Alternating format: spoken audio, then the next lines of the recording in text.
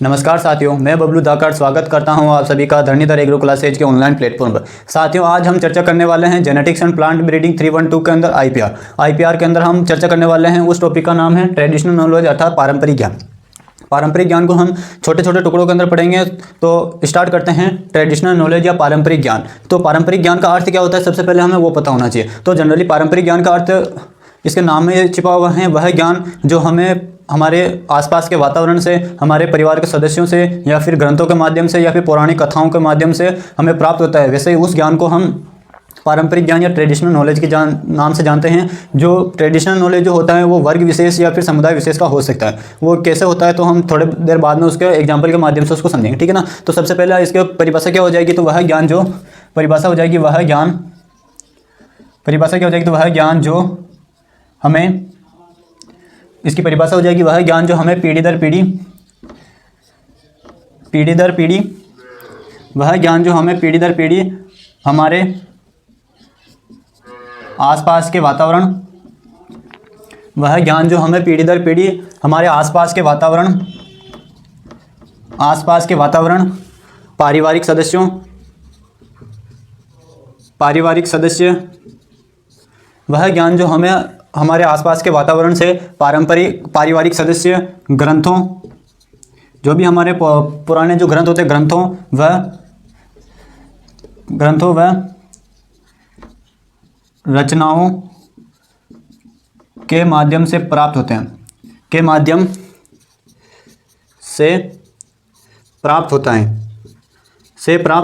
उस ज्ञान को हम क्या कहते हैं, उस ज्ञान को हम पारंपरिक ज्ञान या ट्रेडिशनल नॉलेज के नाम से जानते हैं। जैसे हम उदाहरण की बात करें तो इसमें उदाहरण याद रख लेना आप, इन उदाहरण की भी हम चर्चा करेंगे। तो सबसे पहला उदाहरण याद रखेंगे, जैसे हम बात करें हल्दी हो जाएगी। हल्दी के अंदर एंटीसेप्टिक गुण पाए जाते हैं, उनके बारे में भी हम चर्चा करेंगे। नीम हो गया, हल्दी, नीम आदि, ठीक है ना।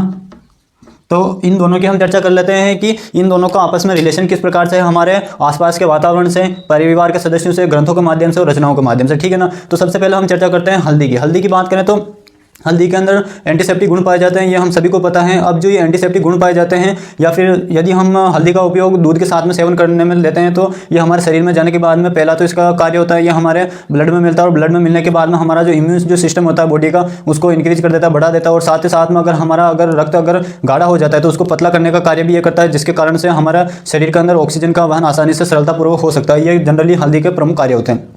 तो इन सभी कार्यों के बारे में जो हमें पता चला है वो हमें किससे पता चला है, तो हमें हमारे परिवार के सदस्यों से हमें एक पीढ़ी से दूसरी पीढ़ी में इसके बारे में पता चला। यानी कि हमें हल्दी के जो गुण हैं, एंटीसेप्टिक गुण, इनके बारे में हमें हमारे माताजी के, हमारे पेरेंट्स के द्वारा बताया गया, उनके पेरेंट्स के द्वारा बताया गया था। और आने वाली जो जनरेशन होगा उनको बताएंगे, हमारे बच्चों को हम हल्दी का इंपॉर्टेंस क्या होता है वो हम बताएंगे। और ये जो जनरली जो हमें ट्रेडिशनल नॉलेज के बारे में जो पता है वो चलता है, वो हमें एक विशेष समय पर न चल के हमें कैजुअली ऐसे पता चल जाता है, या फिर आपस में बातचीत के दौरान ये पता चल जाता है, या किसी रचना को पढ़ते हैं या किसी नाटक को देखते हैं तो उसके माध्यम से हमें ऑटोमेटिक चीज़ें पता चलने लग जाती है, ठीक है। इसी प्रकार हम बात करें नीम की बात करें तो नीम के अंदर भी जितने भी इसके भाग होते हैं, चाहे जड़, तना, पत्ती, फल, फूल, बीज, कोई सा भी भाग होता है, उसका उपयोग हम किसी न किसी प्रकार से उपयोग में लेते हैं। जैसे उदाहरण की बात करें, हम नीम की जो पत्तियां होती हैं इनका उपयोग हम अनाज के भंडारण में करते हैं, जो हमें हमारे परिवार के सदस्यों के माध्यम से पता चला है। और साथ ही साथ में अगर नीम की जो पत्तियां होती है, नीम की पत्तियों में गर्म पानी में इसको बॉईल करने के बाद में अगर उस पानी से हम नहाते हैं तो हमारे शरीर पर जो भी खाज खुजली चलती है वो समाप्त हो जाती है। तो वो भी जो हमें पता चला वो हमारे परिवार के सदस्यों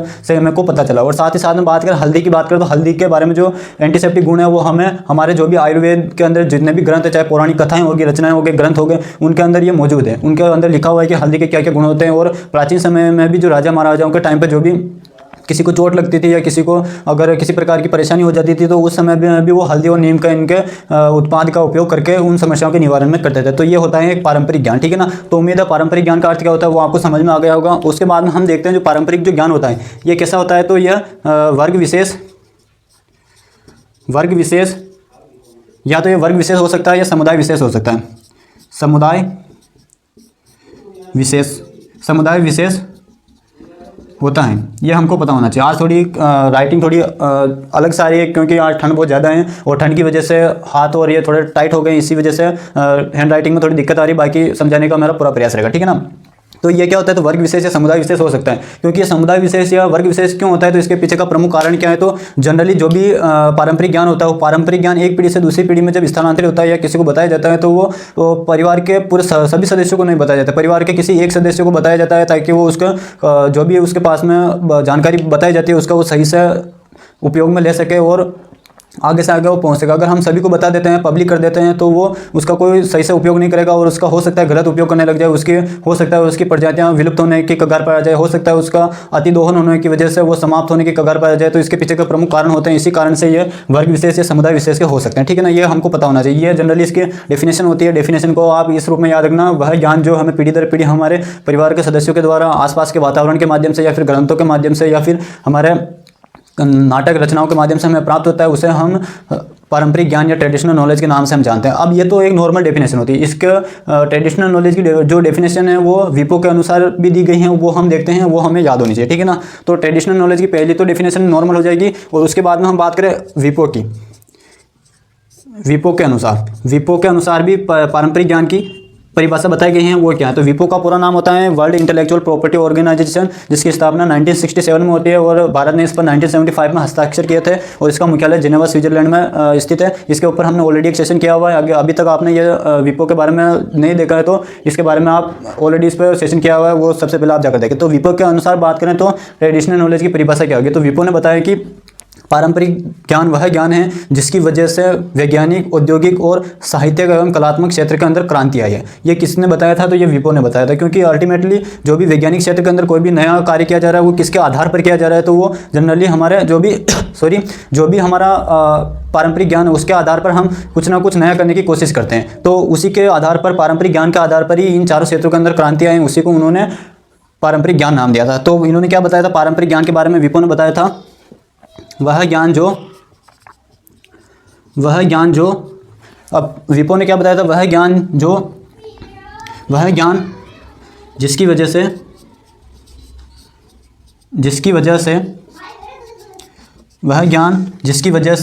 वैज्ञानिक,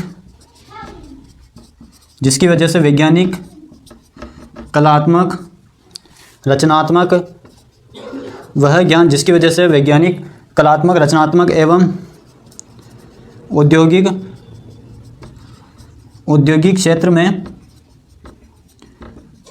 क्रांति आई है, उस ज्ञान को क्या कहा जाता है, उस ज्ञान को पारंपरिक ज्ञान कहा जाता है। जैसे हम बात करें वैज्ञानिक क्षेत्र में, तो वैज्ञानिक क्षेत्र के अंदर जो भी नया इन्वेंशन किया गया, नया आविष्कार किया गया है, उसका जो आधार है वो कहीं ना कहीं हम कह सकते हैं पारंपरिक ज्ञान है। क्योंकि पारंपरिक ज्ञान के अंदर वो सारी चीज़ें मेंशन होती है जिसकी वजह से हम कुछ ना कुछ नया करने की कोशिश करते हैं। कलात्मक एवं रचनात्मक कार्य के अंदर भी इसी का योगदान है पारंपरिक ज्ञान का, और औद्योगिक क्षेत्र के अंदर भी इसी का योगदान रहा है। तो ठीक है ना, ये विपो के अनुसार है और ये हमारी नॉर्मल डेफिनेशन हो जाएगी। और किस प्रकार से ये हो सकता है, तो मैंने आपको हल्दी और नीम का एग्जांपल बताकर इसका पूरा मैंने बताया। इसके साथ में आप जो भारत के अंदर बताया गया आयुर्वेद के अंदर योगा के बारे में, वो भी है एक पारंपरिक ज्ञान है, वो भी आप इसके अंदर मेंशन कर सकते हैं। या फिर हो सकता है जो पारंपरिक खेती होती है, ट्रेडिशनल जो भी कल्टीवेशन होता है, नेचुरल फार्मिंग हो गया, ऑर्गेनिक फार्मिंग, ये जो तरीके होते हैं वो हमारे पारंपरिक ज्ञान के अंदर ही आते हैं। ये हमको पता होना चाहिए। अगर आप इसका स्क्रीनशॉट लेना चाहते हैं तो फटाफट से स्क्रीनशॉट लीजिए। उसके बाद में हम देखते हैं इसका महत्व के बारे में चर्चा करते हैं। पारंपरिक ज्ञान का क्या महत्व है उसके बारे में हम चर्चा करते हैं। तो पारंपरिक ज्ञान के जो महत्व है, उन इंपॉर्टेंस की हम चर्चा करें तो हम सबसे पहले उनके नाम देखेंगे कि इसका क्या है, उसके बाद में उनके अंदर के बारे में मैं आपको ऐसे ही बोल के बता दूंगा, ठीक है ना। तो हम बात करते हैं पारंपरिक ज्ञान का महत्व या इसी को हम कह सकते हैं लाभ। तो प्रश्न अगर आता है कि पारंपरिक ज्ञान के महत्व या फिर लाभ के बारे में चर्चा करें तो वो दोनों एक ही हो जाएंगे, ठीक है ना। तो पहला तो हो जाएगा समुदाय के भरण पोषण में, समुदाय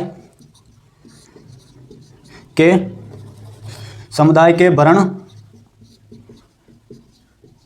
भरण पोषण में। अब ये भरण पोषण में पारंपरिक ज्ञान का किस प्रकार से योगदान रहा है तो उसके बारे में भी हम चर्चा करेंगे। सबसे पहले हमें इनके पॉइंट के नाम पता होंगे, तो उसके बाद में इनके अंदर क्या चीज़ें मेंशन करनी वो मैं आपको बोल के बता दूंगा, आप स्वतः लिख लेना, ठीक है ना। क्योंकि यहाँ पर अगर मैं एक एक चीज़ को बताने लग गया पूरा विस्तार से तो काफ़ी समय लगेगा और ये जो सेशन है जो काफ़ी लंबा हो जाएगा, ठीक है ना। समुदाय के भरण पोषण में और स्वास्थ्य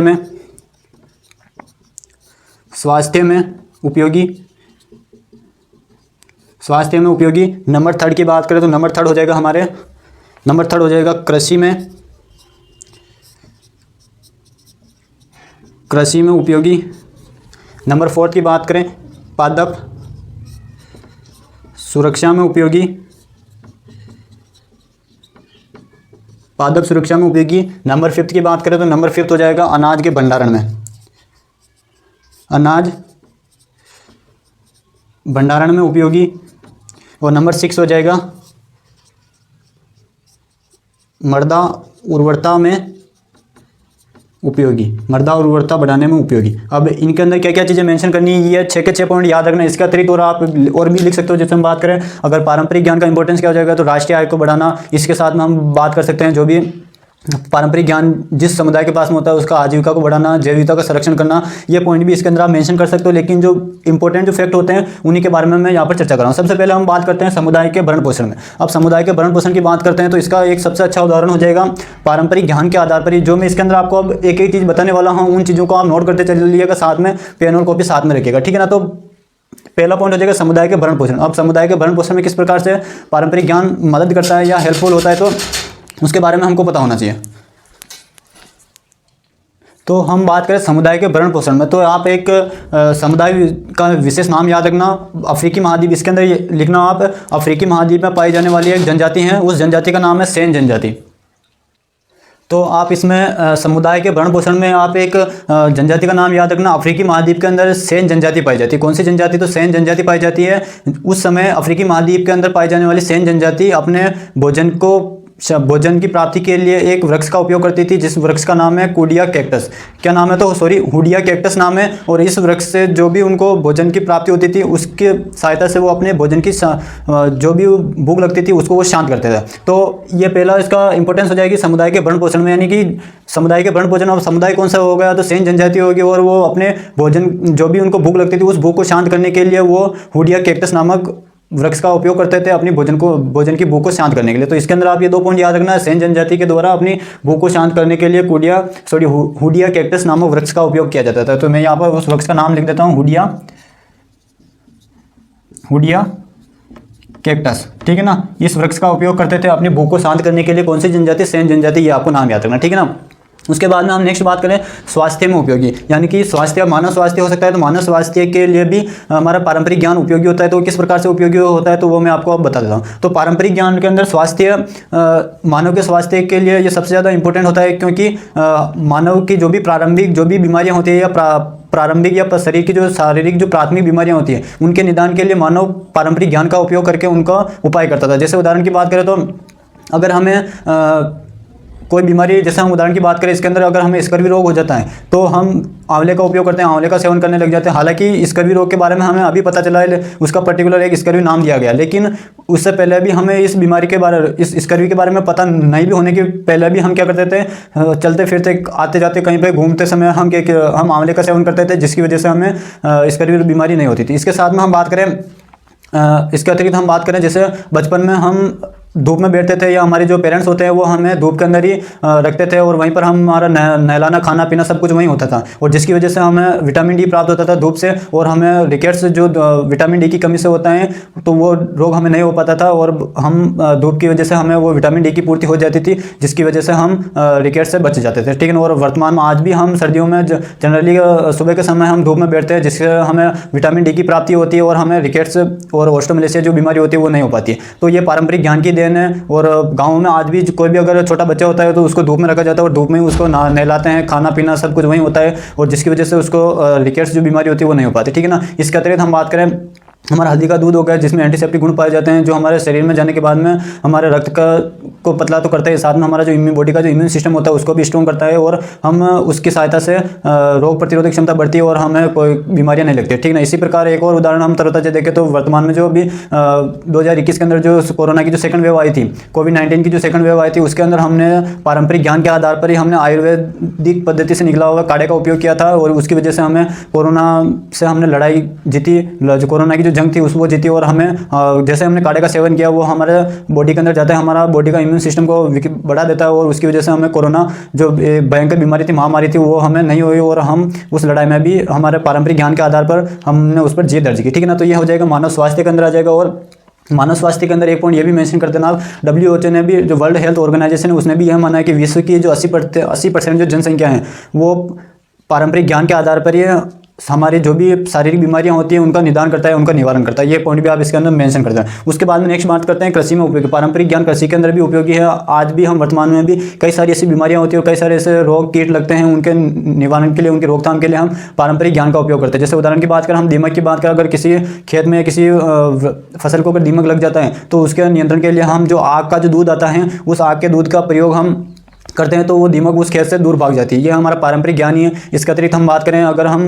कच्ची जो गोबर की खाद होती है, कच्ची गोबर की खाद का उपयोग खेतों में डालना बंद कर देंगे तो उसमें दीमक का प्रकोप कम होगा। तो ये भी एक हमारा पारंपरिक ज्ञान होता है, तो वो कृषि में हो जाएगा। इसके अतिरिक्त हम बात करें, जो भी हमारी नेचुरल फार्मिंग है, ऑर्गेनिक फार्मिंग है, वो पूर्ण रूप से हमारे पारंपरिक ज्ञान पर ही आधारित होती है। ये हमको पता होना चाहिए, ठीक है ना, जो कृषि में इसका उपयोग हो जाएगा। नेक्स्ट बात करें पादप सुरक्षा में, तो पादप सुरक्षा में मैंने अभी आपको बताया कई सारे पादप के रोगों के नियंत्रण के लिए, कीटों के नियंत्रण के लिए हम पारंपरिक ज्ञान का उपयोग करते हैं। जैसे उदाहरण के लिए हम बात करें, कई सारी फसलों के अंदर उकठा रोग लगता है, तो उसके निदान के लिए हम नीम का जो भी ऑयल होते हैं या फिर नीम के उत्पाद होते हैं उनका उपयोग करते हैं। इसके अतिरिक्त हम बात करें, कई सारे कीट होते हैं, जैसे हम बात करें चने का फली छेदक के लिए या फिर ज्वार और मक्का का जो तना छेदक होता है उसके नियंत्रण के लिए हम नीम के उत्पाद का उपयोग करके उनको रोक लेते हैं। ये हो जाएगा हमारे पादप सुरक्षा के अंदर, ठीक है ना। इसके अतिरिक्त बात करें हम अनाज भंडारण में, अनाज के भंडारण में भी आज भी हम वर्तमान में भी कई सारे वृक्षों की जो पत्तियां होती हैं उनका उपयोग करते हैं। जैसे उदाहरण की बात करें, अनाज के भंडारण में हम जैसे हम अनाज का भंडारण करते हैं तो उनके साथ में हम नीम की पत्तियों को रखते हैं, और नीम की पत्तियों से जो इसमें दुर्गंध आती है उसकी वजह से अनाज सुरक्षित रहता है और उसके अंदर खपरा बीटल इनका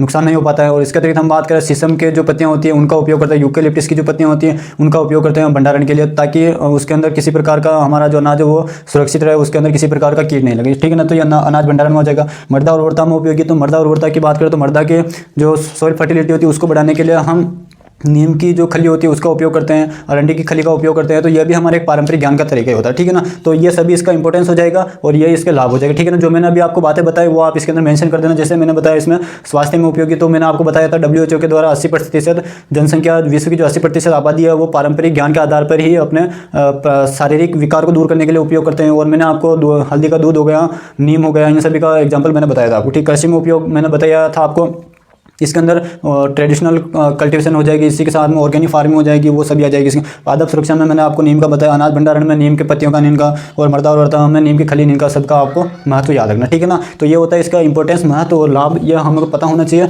मैंने मेन पॉइंट बता दिया, उसके आधार पर आप अपनी थ्योरी कवर कर लेना, ठीक है ना। और ये हुडिया कैक्टस नामक वृक्ष का नाम याद रखना, जिसका उपयोग सेन जनजाति करती थी, कहाँ पर, अफ्रीका महाद्वीप में, अपने समुदाय के भरण पोषण के लिए, ठीक है ना। ये होता है इसका महत्व, लाभ। अगर आप इसका स्क्रीनशॉट लेना चाहते हैं तो फटाफट से आप इसका स्क्रीनशॉट लीजिए। उसके बाद में हम आगे बढ़ते हैं।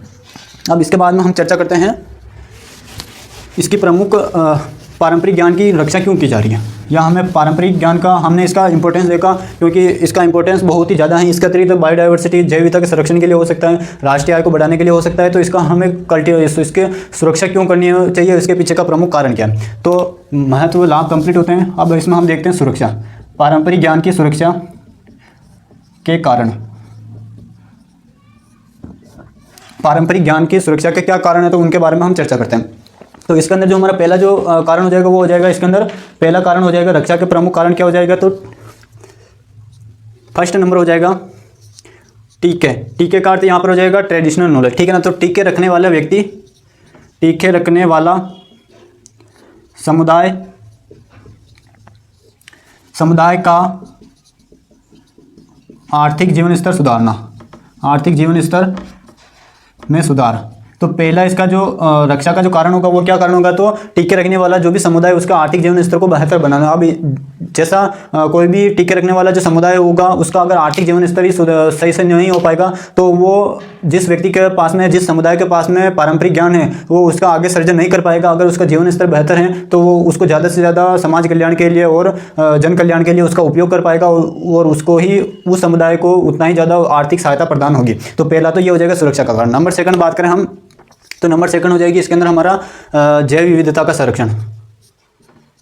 जैव विविधता का संरक्षण, ये जो जैव विविधता का संरक्षण है ये हमारा इंपॉर्टेंस के अंदर भी आता है और सुरक्षा के अंदर भी आता है, जैव विविधता का संरक्षण। तो अब इसके जैव विविधता का संरक्षण हम किस प्रकार से कर सकते हैं, तो इसके अंदर आपको याद रखना है कि जैव विविधता का संरक्षण हमें पहला इसका जैव विविधता का संरक्षण करने का जो उद्देश्य है वो यह है कि अगर हम किसी के पास में पारंपरिक ज्ञान है, अगर वो पारंपरिक ज्ञान पब्लिक कर देता है, यानी कि सभी लोगों को बता देता है कि पारंपरिक ज्ञान के अंदर मान लीजिए कोई व्यक्ति कोई औषधि बनाता है और वो औषधि किससे बनती है और किस तरह से उसको बनाई जाती है, या अगर ये मेथड वो पब्लिक कर देता है या सभी लोगों को बता देता है तो वो सभी लोग भी क्या करेंगे, उसके वो सेम प्रकार की औषधि बनाने लग जाएंगे। अगर सभी लोग वो औषधि बनाने लग जाएंगे तो उस जिस वृक्ष से वो औषधि बनती है उस वृक्ष के धीरे धीरे वो विलुप्त होने लग जाएगा, और उसके बाद में जिस वृक्ष की वजह से दूसरे वृक्ष उस पर जीवन यापन करते थे या फिर जो सूक्ष्म जीव जीवन यापन करते थे जो कि एक इकोसिस्टम का पार्ट होता है, वो पूरा इकोसिस्टम उनका गड़बड़ा जाएगा या बाधित हो जाएगा। अगर वो पूरा इकोसिस्टम बाधित हो जाता है तो जो भी बायोडाइवर्सिटी होती है, जैव विविधता होती है, वो धीरे धीरे वो संकटग्रस्त स्थिति में चली जाती है। तो उसके संरक्षण के लिए हमें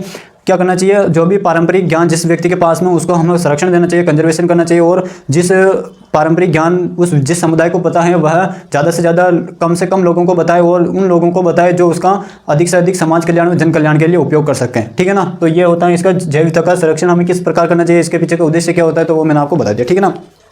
उसके बाद नंबर 3 आता है इसके अंदर राष्ट्रीय आय में वृद्धि। ठीक है ना।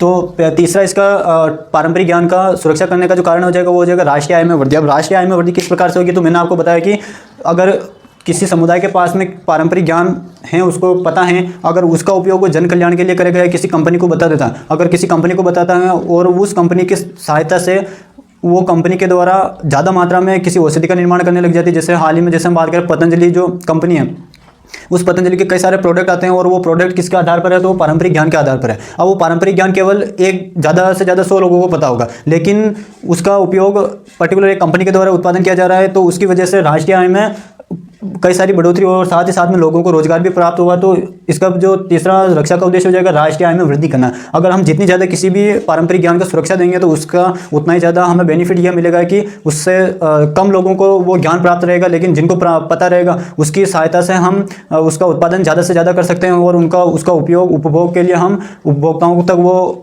चीज़ पहुंचा सकते हैं और उसकी वजह से हमें राष्ट्रीय आय में वृद्धि देखने को मिलेगी। तो ये इसके पीछे का 3 सुरक्षा क्यों करनी चाहिए, उसके पीछे के 3 कारण होते हैं जो मैंने आपको बता दिया। ये तीनों कारण याद रखना। पहला, पारंपरिक ज्ञान रखने वाला समुदाय का आर्थिक जीवन स्तर में सुधार करना, जैव विविधता का संरक्षण करना, और नंबर 3 हो जाएगा राष्ट्रीय आय में वृद्धि करना। ये हमको पता होना चाहिए। ठीक है ना। अगर आप इसका स्क्रीनशॉट लेना चाहते हो तो फटाफट से स्क्रीनशॉट लीजिए। उसके बाद में हम आगे देखते हैं कि हमारे 3 टॉपिक कवर हो गए। पहला हमने इसका अर्थ देखा ट्रेडिशनल नॉलेज का, उसके बाद में हमने देखा इसका इंपॉर्टेंस या बेनिफिट क्या होता है, तीसरा सुरक्षा के कारण देखें। अब हम देखते हैं इसके अंदर अगला जो हमारा पॉइंट होगा वो होगा कि पारंपरिक ज्ञान के लिए भारत सरकार ने और अंतर्राष्ट्रीय स्तर पर क्या क्या प्रयास किए गए हैं, उनके हमें केवल नाम पता होना चाहिए। उनके बारे में हम विस्तार से आगे डिटेल से पढ़ेंगे। ठीक है ना। तो पारंपरिक ज्ञान के संरक्षण के लिए संरक्षण हेतु प्रयास। ठीक है ना। पारंपरिक ज्ञान के संरक्षण हेतु प्रयास कौन कौन से है, तो पहले हम चर्चा करते हैं भारत सरकार के। भारत सरकार के प्रयास। ठीक है ना। भारत सरकार ने पारंपरिक ज्ञान के संरक्षण के लिए कौन कौन से प्रयास किए गए हैं या कौन कौन से एक्ट बनाए हैं, उन एक्ट के बारे में हमको पता होना चाहिए। ठीक है ना। तो पहला एक्ट हो जाएगा इसके अंदर, या पहला पॉइंट हो जाएगा इसके अंदर भारत सरकार ने कौन कौन से प्रयास किया। तो पहला इसके अंदर भारत सरकार ने प्रयास किया है PPV एंड FR, और ये एक्ट आया था 2001 के अंदर। ठीक है ना। इसका पूरा नाम होता है protection of plant variety and farmer rights act, 2001 के अंदर आया था। और इस एक्ट के अंतर्गत किसी भी जो फार्मर होता है उसको यह अधिकार दिया गया है कि उसके पास में जो भी पारंपरिक ज्ञान है उसका उपयोग केवल वही कर सकता है, या फिर वो पारंपरिक ज्ञान किसी ऐसे व्यक्ति को बता सकता है जिसकी सहायता से उसका अधिक से अधिक उपयोग हो सके या उत्पादन हो सके और जन कल्याण या मानव कल्याण में उसका अधिक से अधिक उपयोग हो सकता है। यह अधिकार किसके अंदर दिया गया है, किसान को दिया गया है। और किसके आधार पर, तो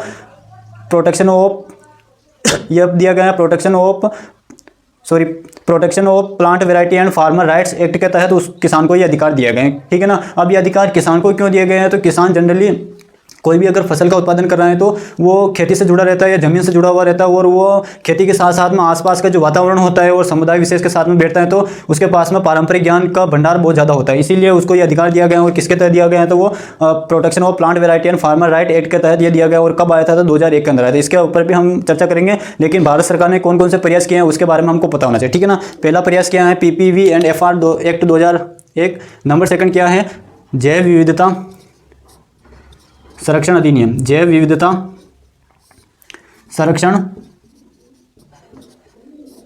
अधिनियम।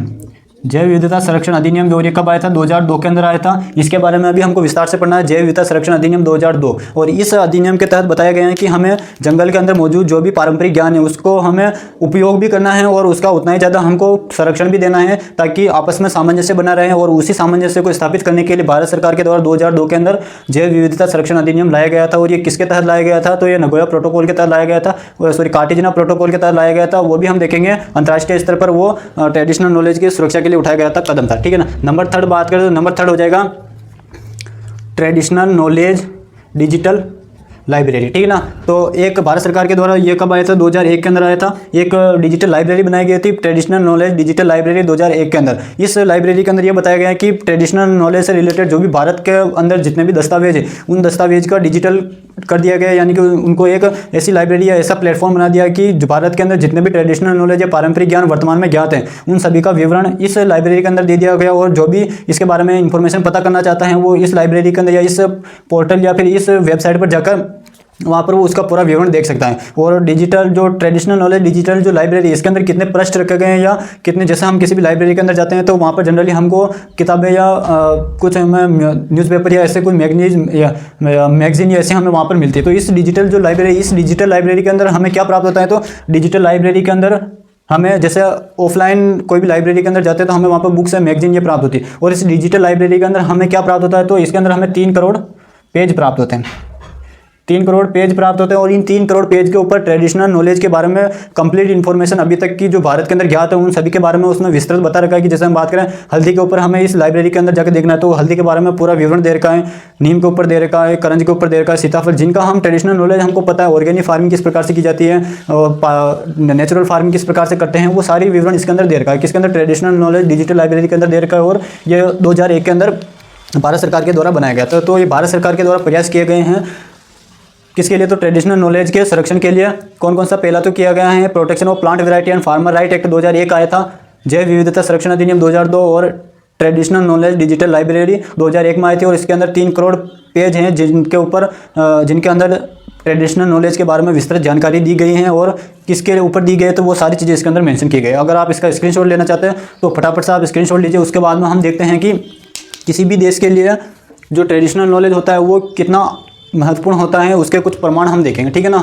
तो ये होता है संरक्षण हेतु क्या क्या प्रयास किए गए हैं भारत सरकार के द्वारा। और अंतर्राष्ट्रीय स्तर पर देखें तो हम अंतर्राष्ट्रीय स्तर पर कार्टेजिना प्रोटोकॉल किया गया है। और इसके अतिरिक्त कई सारी ट्रीटी की गई हैं, वो हमारे सिलेबस में नहीं दे रखा है। हमारे सिलेबस में केवल ट्रेडिशनल नॉलेज दे रखा है, ठीक है ना। और वो इंडिया का दे रखा है तो वो हमें केवल इंडिया का पढ़ना है, ठीक है ना। ये होता है हमारा ट्रेडिशनल नॉलेज के लिए किए गए प्रयास संरक्षण के लिए। अब हम इसके अंदर देखते हैं, अब हमने इसके अंदर 4 टॉपिक कवर किया। तो अब आपके मस्तिष्क में प्रश्न ये उठना चाहिए कि किसी भी देश के लिए पारंपरिक ज्ञान कितना महत्वपूर्ण होता है और क्यों इतना महत्वपूर्ण होता है, उसके पीछे का प्रमाण क्या है, तो वो मैं आपको बताने वाला। या फिर हम इससे यूँ कह सकते हैं कि किसी भी देश के लिए पारंपरिक ज्ञान उसकी एक राष्ट्रीय धरोहर होती है। जैसे राष्ट्रीय धरोहर, कई सारी राष्ट्रीय धरोहर होती है, उसी में हम कह सकते हैं कि किसी भी देश के लिए पारंपरिक ज्ञान किसी राष्ट्रीय धरोहर से कम नहीं है। क्योंकि स्टार्टिंग में हमने देखा था कि पारंपरिक ज्ञान की वजह से ही वैज्ञानिक क्षेत्र में क्रांति आई है, औद्योगिक क्षेत्र में क्रांति आई है, रचनात्मक कलात्मक क्षेत्रों के अंदर क्रांति आई है। उन्हीं की वजह से या फिर हम कह सकते हैं पारंपरिक ज्ञान की वजह से इन चारों क्षेत्रों की उत्पत्ति हुई है, ठीक है ना। तो किसी भी देश के लिए पारंपरिक ज्ञान किसी राष्ट्रीय धरोहर से कम नहीं है। इसके पीछे का प्रमाण क्या है तो वो हम 1-2 प्रमाण देखेंगे, उसके आधार पर आपको समझ में आ जाएगा कि यह किसी भी देश के लिए पारंपरिक ज्ञान कितना जरूरी होता है, ठीक है ना। तो इसके अंदर हम 2 घटनाओं का चर्चा करने वाले हैं और उस घटना में हम विशेष रूप से 2 का उदाहरण लेंगे। एक तो हो जाएगा हल्दी और एक हो जाएगा नीम, ठीक है ना। इन दोनों के बारे में हम चर्चा करने वाले, ठीक है ना। इन दोनों के जो कहानी है उस कहानी को सुनने के बाद में आपको पता चल जाएगा कि ये दोनों या किसी भी देश के लिए पारंपरिक ज्ञान कितना महत्वपूर्ण होता है, कितना यह जरूरी होता है, ठीक है ना। उसके आधार पर हम क्या से क्या चीज़ें प्राप्त कर सकते हैं, ठीक है ना। तो सबसे पहले हम चर्चा करते हैं हल्दी के बारे में, उसके बाद में हम चर्चा करेंगे नीम के बारे में, ठीक है ना। जनरली इन दोनों के बारे में हमने पहले भी चर्चा की थी। हल्दी के बारे में हमें लगभग आज से नहीं लगभग 2000 वर्ष पहले पता है कि हल्दी के अंदर एंटीसेप्टिक गुण पाए जाते हैं, जिनका उपयोग हम हल्दी का उपयोग हम दूध के साथ में कर सकते हैं या फिर इसका उपयोग हम लेप के साथ कर सकते हैं, ठीक है ना। तो ये हम हल्दी के बारे में जानते हैं। और नीम के बारे में भी हम आज से नहीं करोड़ों वर्ष पहले जानते हैं कि नीम के अंदर क्या क्या चीज़ें पाई जाती है, नीम का उपयोग हम किस किस के लिए करते हैं, वो सारी चीज़ें हमें आज से नहीं करोड़ों वर्ष पहले से पता है, ठीक है ना। इनका उपयोगिता को देखते हुए सबसे पहले हम बात करें हल्दी के जनरली हमें पता है कि आज से नहीं लगभग 2000 वर्ष पहले से हल्दी के एंटीसेप्टिक गुणों के बारे में हमें पता है। और इसका जो उल्लेख है वो हमारे आयुर्वेद ग्रंथों के अंदर और इसी के अलावा जो भी हमारे पौराणिक कथा है उनके अंदर हमको देखने को मिलता है, ठीक है ना। लेकिन इन सभी गुणों को देखते हुए भी वर्ष 1994, जो अब मैं इसकी कहानी बताने वाला हूँ, उस कहानी को आप गौर से सुनना।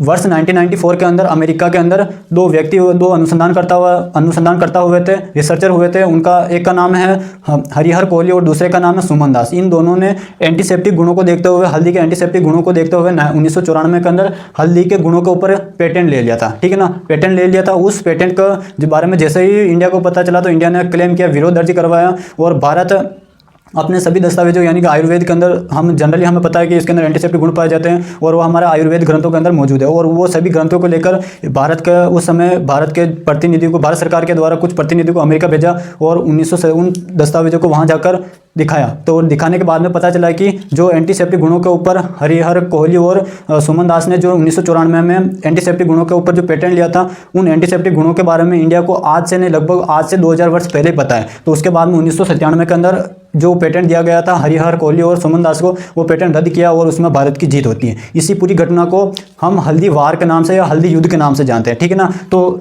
हल्दी के पीछे की जो मैंने कहानी बताई, ये इस कहानी में, इस पूरी कहानी को या इस घटना को 1994 से लेकर 1997 की जो घटना है, इस घटना को हल्दी युद्ध के नाम से जाना जाता है या टर्मेरिक वॉर के नाम से जाना जाता है, ठीक है ना। उसके पश्चात भारत सरकार ने वर्ष 2009 के अंदर हल्दी के ऊपर एक डाक टिकट जारी किया और वो डाक टिकट 20 रुपये का था और उस डाक टिकट के ऊपर हल्दी के साथ में धनिया और मिर्च का भी चित्र अंकित हुआ था, ठीक है ना। तो उसी के लिए यह पूरी घटना हुई थी और जिसे हम हल्दी युद्ध के नाम से जानते हैं, ठीक है ना। तो मैं वो जो भी पूरी तथ्यात्मक जानकारी थी वो मैं आपको यहाँ पर बता देता हूँ, ठीक है ना। तो हल्दी की बात करें तो हल्दी के लिए 1994 में यूएस ने पेटेंट लिया था। और पेटेंट किसने लिया था, तो हरिहर कोहली और एक लिया था हरिहर कोहली और एक लिया था सुमन दास ने लिया था। और जैसे ही ये पेटेंट लिया था 1994 में भारत ने इसका विरोध दर्ज करवाया और विरोध दर्ज करवाने के बाद में 1997 में भारत ने अपने सारे दस्तावेज प्रस्तुत किए। वहाँ पर आयुर्वेद के अंदर जो भी हल्दी के बारे में लिखा हुआ था वो सारे दस्तावेज वहाँ पर प्रस्तुत किए। और 1997 में यह जो पेटेंट था, 1997 में भारत की इसमें क्या होती है, भारत की जीत होती है। ये पेटेंट रद्द किया, इन दोनों के नाम पर जो पेटेंट था हल्दी के ऊपर वो रद्द किया और भारत के नाम पर वो पेटेंट लिया गया, ठीक है। कब लिया गया, 1997 में लिया गया था। भारत की जीत होती है। उसके बाद में भारत ने वर्ष 2009 में हल्दी के ऊपर क्या किया, डाक टिकट जारी किया, डाक टिकट जारी किया। वर्ष 2009 में भारत सरकार ने हल्दी के ऊपर एक डाक टिकट जारी किया और उस डाक टिकट कितने रुपए का था, 20 रुपये का था। यह 20 रुपये का था। और इस डाक टिकट के ऊपर हल्दी के साथ साथ में धनिया व मिर्च के भी चित्र अंकित है, ठीक है ना। ये हमको पता होना चाहिए। और इस पूरी घटना को किस नाम से जाना जाता है, तो हल्दी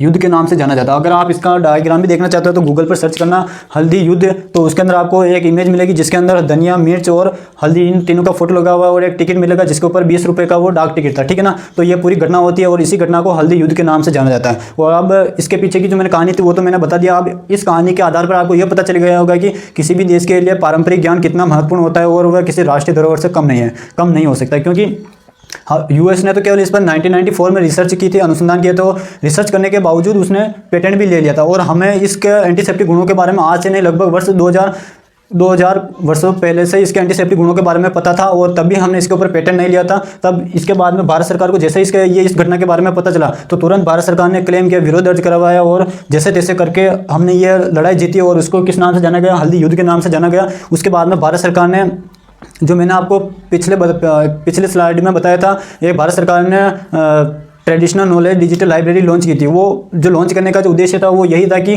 कोई भी हमारे देश का जो पारंपरिक ज्ञान है उसके आधार पर कोई पेटेंट नहीं ले लेता। यानी कि मान लीजिए अगर किसी ने कोई पेटेंट लेना चाहता है तो सबसे पहले पेटेंट लेने के बाद में उस पेटेंट जैसे लेता है तो सबसे पहले पेटेंट लेने के लिए जो उसने स्रोत या जिस पदार्थ का उपयोग किया है वो कहीं पदार्थ हमारा ट्रेडिशनल नॉलेज तो नहीं है, उसके आधार पर उसको चेक किया जाता है। अगर वो ट्रेडिशनल नॉलेज के आधार पर पेटेंट लेना चाहता है या जो भी रॉ मटेरियल है वो ट्रेडिशनल नॉलेज बताए गए हैं तो उसके ऊपर उसको पेटेंट नहीं दिया जाता है और वो पेटेंट भारत के नाम ऑटोमेटिक रजिस्टर हो जाता है, ठीक है ना। ये इसके पूरे पीछे की कहानी है। और उसके बाद में हम चर्चा करते हैं नीम की। नीम के ऊपर भी सेम जो ये घटना हुई थी, सेम ऐसी की ऐसी घटनाएं नीम के ऊपर भी हमारे करोड़ों, हमें नीम के क्या क्या इसका उपयोग, किस किस क्षेत्र में इसका उपयोग किया जाता है वो सारी चीज़ों के बारे में हमको पता है। लेकिन यूएस ने इसके ऊपर भी पेटेंट ले लिया था। उसके बाद में भारत ने इसका फिर से विरोध किया और विरोध करने के बाद में जो भी हमारे पास में दस्तावेज थे उन दस्तावेज को यूएस के अंदर प्रस्तुत किया गया और उसमें भी हमारी जीत, भारत की जीत होती है। उसके बाद में हमें इस नीम के ऊपर या नीम के जो भी उत्पाद थे उसका जो पेटेंट है वो हमें प्राप्त हुआ। और उसके बाद में यूएस ने एक कमेंट किया था। यूएस ने नीम के बारे में बताया था, अमेरिका ने बताया था। नीम जो वृक्ष होता है यह वैश्विक समस्या को हल करने वाला वृक्ष है। वैश्विक समस्या को हल करने वाला